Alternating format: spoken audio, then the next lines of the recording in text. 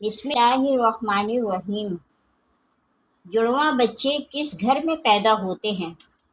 حضرت علی رضی اللہ تعالیٰ عنہ نے فرمایا، اکثر کچھ لوگ سوال کرتے ہیں کہ دنیا میں جڑواں بچے کیوں پیدا ہوتے ہیں؟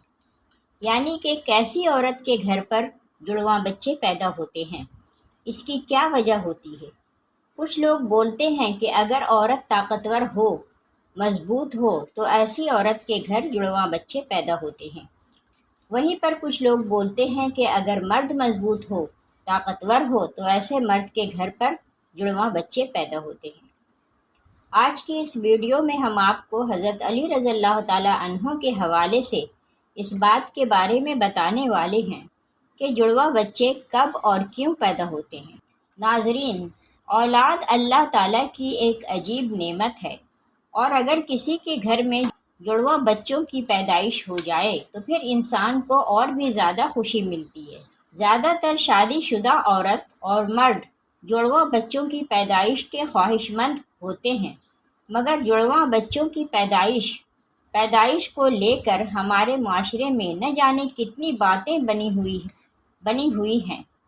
کوئی کہتا ہے کہ عورت اگر مضبوط ہو تو جڑواں بچے پیدا کرتی ہے۔ آئیے اب آپ کو حضرت علی رضی اللہ تعالیٰ عنہ کے حوالے سے بتاتے ہیں کہ جڑواں بچے کس کے گھر میں پیدا ہوتے ہیں۔ ناظرین، عرب میں ایک شخص بیٹیوں سے سخت نفرت کرتا تھا۔ بیٹیوں کی پیدائش کو وہ زحمت سمجھتا تھا۔ جب اس کے یہاں بیٹی پیدا ہوتی تو وہ اللہ کی اس رحمت پر افسوس کرتا۔ ایک بار اللہ نے اس کو 2 بیٹیوں سے ایک ساتھ نوازا، یعنی کہ اس کے گھر پر جڑواں بیٹیاں پیدا ہوئیں۔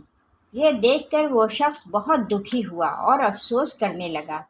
بس حضرت علی رضی اللہ تعالیٰ عنہ کو جیسے ہی اس کے بارے میں معلوم ہوا تو آپ رضی اللہ تعالیٰ عنہ نے اس شخص کو اپنے پاس بلایا اور فرمانے لگے، اے شخص، یاد رکھنا، اللہ ہر کسی کے گھر میں جڑواں بچوں کی پیدائش نہیں کرتا۔ اللہ ہر کسی کو بیٹی عطا نہیں کرتا، بلکہ اللہ جس گھر سے خوش ہوتا ہے اس گھر میں جڑواں بچوں کی پیدائش فرماتا ہے۔ اللہ جس شخص کو جنت میں داخل کرنا چاہتا ہے اس کے گھر میں 2 بیٹیوں کو ایک ساتھ پیدا فرماتا ہے۔ اللہ جس کی آخرت کو سنوارنا چاہتا ہے اس کے گھر میں بیٹیوں کا تحفہ عطا کرتا ہے۔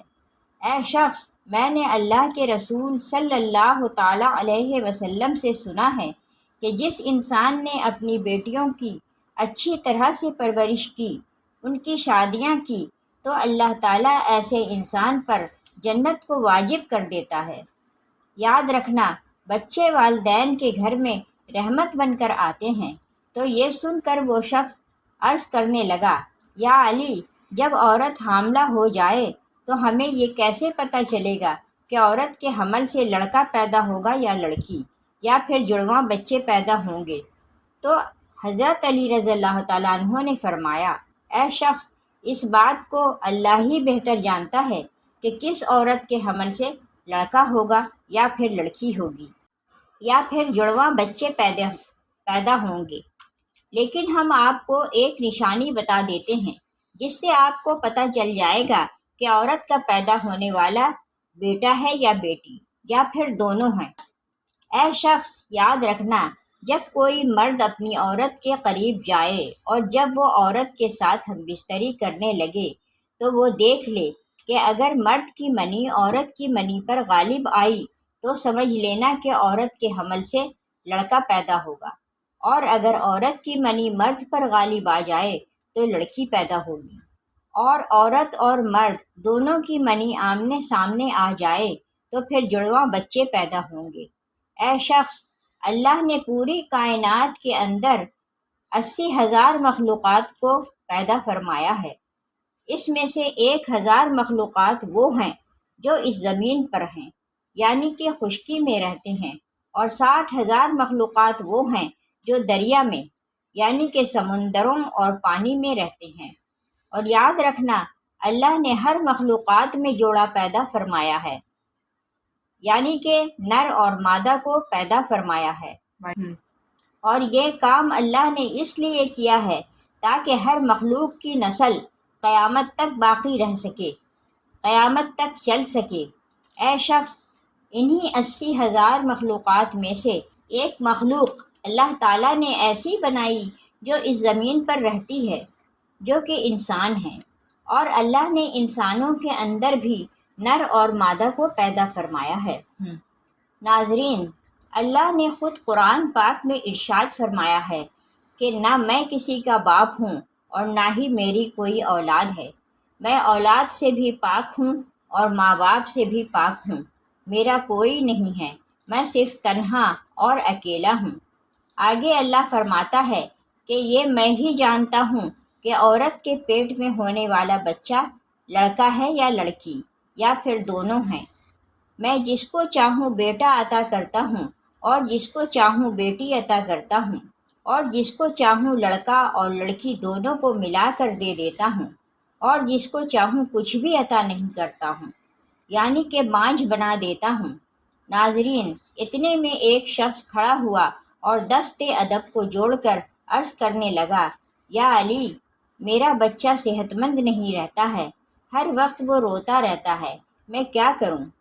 تو حضرت علی رضی اللہ تعالیٰ عنہ نے فرمایا، اے شخص، تم اپنی عورت سے کہو کہ وہ اپنے بچے کو اپنے بائیں طرف سلائے اور اس کے ماتھے پر ایک دفعہ سورہ فاتحہ پڑھ کر ہر روز دم کرے، کیونکہ بچہ جب اپنی ماں کے پیٹ کے اندر ہوتا ہے تب وہ ماں کی دل کی دھڑکن کو سن کر سکون محسوس کرتا ہے، مگر جب وہ ماں کے جسم سے جدا ہو جاتا ہے تو اسے وہ آواز سنائی نہیں دیتی، اس لیے وہ بے چین ہو کر اٹھتا ہے اور خود کو اکیلا پن محسوس کرتا ہے اور وہ روتا رہتا ہے۔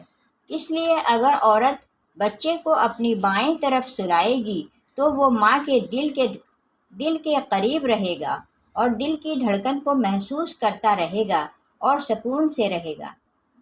اب ناظرین، آپ کو سائنس کے حوالے سے بتاتے ہیں کہ سائنس کا جڑواں بچوں کے بارے میں کیا کہنا ہے، یعنی کہ جڑواں بچے کیوں پیدا ہوتے ہیں۔ حال ہی میں جڑواں بچوں پر کیے گئے ایک تازہ سروے میں بتایا گیا ہے کہ جڑواں بچے 2 قسم کے ہوتے ہیں۔ پہلے تو وہ ہوتے ہیں جو ایک جیسے دکھائی دیتے ہیں، یعنی کہ دونوں کی شکل و صورت ایک جیسی ہوتی ہے۔ وہیں پر دوسرے جڑواں بچے وہ ہوتے ہیں جو ایک جیسے نہیں ہوتے ہیں، یعنی کہ دونوں کی شکل و صورت میں کافی فرق ہوتا ہے، جن کی شکل آپس میں تو کیا گھر کے کسی بھی فرد سے نہیں ملتی ہے۔ جڑواں بچے پیدا ہونے کی اس سروے میں سب سے بڑی وجہ یہ بتائی گئی کہ جس عورت کا باڈی ماس انڈیکس بڑھ جاتا ہے۔ اس کے علاوہ اس سروے میں دوسری وجہ یہ بتائی گئی کہ اگر آپ کے گھر میں یا آپ کی فیملی میں کسی کے جڑواں بچے پیدا ہوئے ہیں پھر آپ کو بھی جڑواں بچے پیدا ہونے کے امکان بڑھ جاتے ہیں۔